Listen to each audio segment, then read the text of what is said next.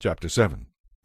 Earlier, during the first year of King Belshazzar's reign in Babylon, Daniel had a dream, and saw visions as he lay in his bed. He wrote the dream down, and this is what he saw. In my vision that night, I, Daniel, saw a great storm churning the surface of a great sea, with strong winds blowing from every direction. Then 4 huge beasts came up out of the water, each different from the others. The first beast was like a lion with eagle's wings. As I watched, its wings were pulled off, and it was left standing with its 2 hind feet on the ground like a human being, and a human mind was given to it. Then I saw a second beast, and it looked like a bear. It was rearing up on one side, and it had 3 ribs in its mouth between its teeth. And I heard a voice saying to it, "Get up, devour many people." Then the third of these strange beasts appeared, and it looked like a leopard. It had 4 wings like birds' wings on its back, and it had 4 heads. Great authority was given to this beast. Then in my vision that night, I saw a 4th beast, terrifying, dreadful, and very strong. It devoured and crushed its victims with huge iron teeth, and trampled what was left beneath its feet. It was different from any of the other beasts, and it had 10 horns.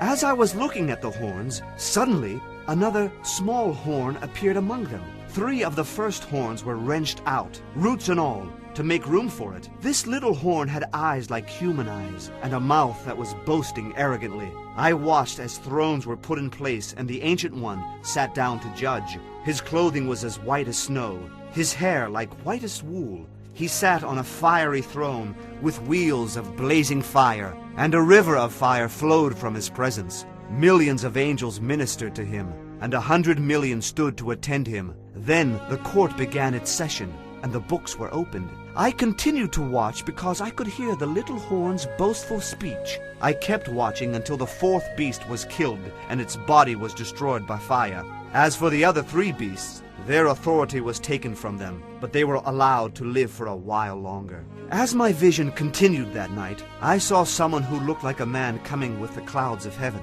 He approached the Ancient One and was led into his presence. He was given authority, honor, and royal power over all the nations of the world, so that people of every race and nation and language would obey him. His rule is eternal. It will never end. His kingdom will never be destroyed. I, Daniel, was troubled by all I had seen, and my visions terrified me. So I approached one of those standing beside the throne and asked him what it all meant. He explained it to me like this. These 4 huge beasts represent 4 kingdoms that will arise from the earth. But in the end, the holy people of the Most High will be given the kingdom, and they will rule forever and ever. Then I wanted to know the true meaning of the 4th beast, the one so different from the others and so terrifying. It devoured and crushed its victims with iron teeth and bronze claws, and it trampled what was left beneath its feet. I also asked about the 10 horns on the 4th beast's head, and the little horn that came up afterward and destroyed 3 of the other horns.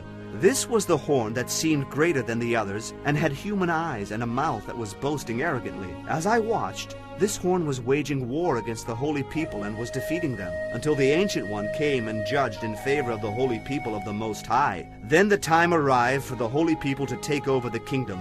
Then he said to me, "This 4th beast is the 4th world power that will rule the earth. It will be different from all the others. It will devour the whole world, trampling everything in its path. Its 10 horns are 10 kings that will rule the empire.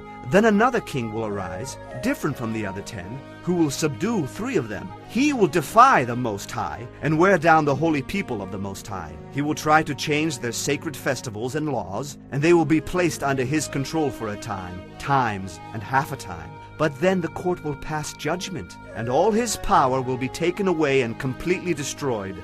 Then the sovereignty, power, and greatness of all the kingdoms under heaven will be given to the holy people of the Most High. They will rule forever, and all rulers will serve and obey them." That was the end of the vision. I, Daniel, was terrified by my thoughts, and my face was pale with fear, but I kept these things to myself.